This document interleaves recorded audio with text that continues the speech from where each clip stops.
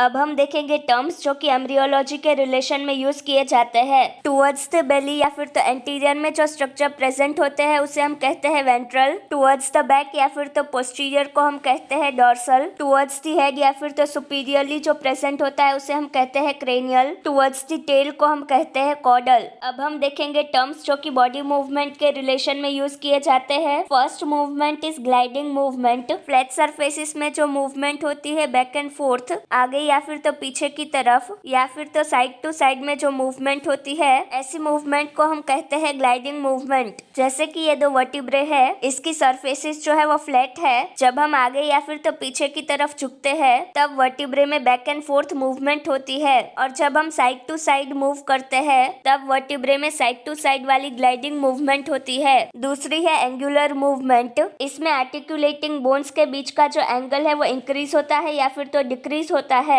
जैसे कि अगर हम एल्बो का फ्लेक्शन करते हैं तो आर्म और फोरआर्म के बीच का जो एंगल है वो डिक्रीज हो जाता है, और एक्सटेंशन में यही एंगल इंक्रीज हो जाता है। इसके एग्जांपल्स में जो मूवमेंट दी गई है वो है flexion, extension, lateral flexion, abduction and adduction. तीसरी जो है वो है स्पेशल मूवमेंट। ये जो है वो सर्टेन जॉइंट्स पर ही होती है, जैसे कि रेडियोल्नार जॉइंट में प्रोनेशन और सुपिनेशन होता है। टेम्पोरोमैंडिबुलर जॉइंट पर प्रोट्रैक्शन और रिट्रैक्शन होता है। सबटेलर जॉइंट में इन्वर्जन और रिवर्जन होता है। Fourth one is rotation. इसमें बोन जो है वो रिवॉल्व होता है उसकी खुद की लॉन्गिट्यूडिनल एक्सिस पर। अगर मिड लाइन के टुवर्ड्स आता है तो उसे हम कहते हैं मीडियल रोटेशन, और मिड लाइन से दूर जाता है तो उसे हम कहते हैं लेटरल रोटेशन। इन अपर लिम्ब जब दो फ्लेक्सर सरफेस एक दूसरे के पास आते हैं तो उसे हम कहते हैं फ्लेक्शन। जैसे कि एल्बो में फ्रंट ऑफ द फोरआर्म और आर्म जो है वो एक दूसरे के पास आते हैं।